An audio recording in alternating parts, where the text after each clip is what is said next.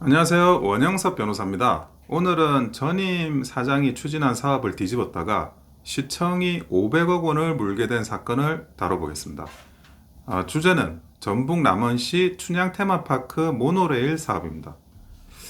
전북 남원시가 전임 시장 시절 추진하던 모노레일 민자 사업을 일방적으로 멈췄다가 결국 법원의 판결로 약 505억 원을 배상하게 된 사건이 확정이 되었습니다.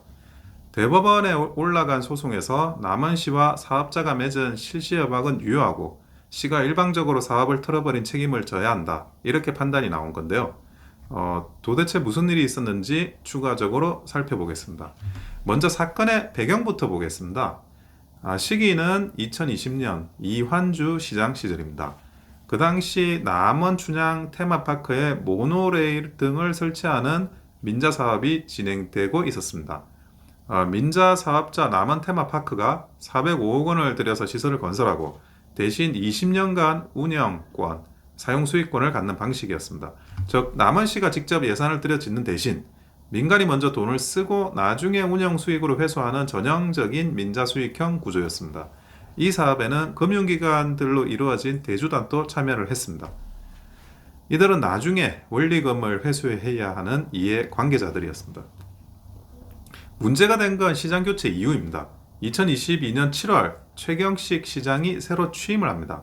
최 시장이 이 모노레일 사업에 대해서 사업성이 불투명하다, 이용 수요가 부풀려졌다는 이유를 들며 사용 수익 허가를 내주지 않았습니다. 쉽게 말해서 전임 시장이 추진한 이 민자 사업에 대해서 자기가 보기에는 문제가 많다고 하면서 개통 운영을 허가해 줄 수 없다라고 입장을 공식화한 겁니다.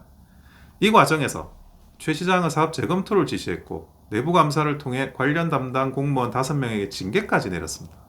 결과적으로 모노레일은 2022년 6월 이미 공사를 다 끝냈지만 제대로 된 개통식도 열지 못했고 잠깐 임시 운행만 하다가 2024년 2월 결국 운행을 중단하는 상황까지 간 겁니다. 민간 사업자 남원 테마파크 측은 당연히 반발했죠. 전임 시장의 역점 사업을 새 시장이 마음대로 뒤집어 버렸다는 겁니다. 그리고 사업비를 빌려준 대주단, 금융회사들은 자신들이 빌려준 4억 원대의 자금 회수에 빨간불이 켜지고 2023년 12월 남원시를 상대로 손해배상 소송을 제기하게 됩니다. 이 사건은 1심, 2심, 그리고 대법원까지 올라갔습니다. 결론은 일관됐습니다. 1심, 2심 모두 대주단의 승소였고 남원시의 패소였습니다. 대법원 일부도 남원시의 상고를 기각하고 원심을 확정지었습니다. 대법원의 핵심 판단은 이렇습니다. 과거 남원시와 사업자가 맺은 사업 실시 협약은 무효라고 볼 수 없다라는 겁니다.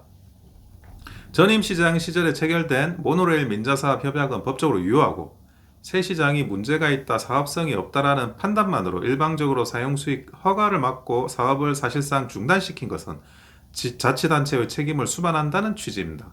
이번 판결로 남원시는 원금과 이자 등을 포함해 약 505억 원을 대주단에게 배상하여야 되는 상황이 발생했습니다.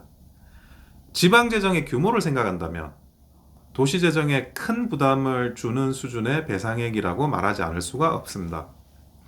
일부 시민단체들은 최경식 시장이 사퇴해야 된다, 사죄를 털어 배상금을 갚아야 된다는 등 강한 표현까지 쓰며 책임을 묻고 있습니다.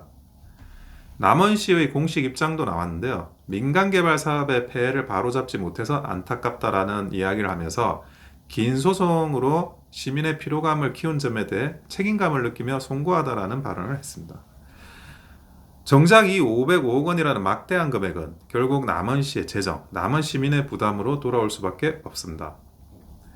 이제는 법원이 이런 지방자치단체의 잘못된 판단에 대해서 손해배상 책임을 정확하게 묻고 있다는 점을 지자체는 반드시 생각을 해야 됩니다. 과거에는 공무원이나 지자체가 일종의 갑의 우월한 지위에서 인허가권 또는 이제 뭐 여러 가지 그런 행정적인 그런 부분에 있어 가지고 불합리한 요소가 이렇게 민사상 손해배상으로 처리되지 않았지만 앞으로는 인허가권에 대해서 납득되지 않는 그런 조치가 있게 되면 민사상 손해배상이 불가피하게 소재기가 될 수밖에 없다는 것을 이해하고 거기에 맞춰가지고 행정행위가 이루어져야 됨을 반드시 명심해야 될 겁니다. 이상 원영섭 변호사였습니다. 좋아요와 구독은 큰 힘이 됩니다. 감사합니다.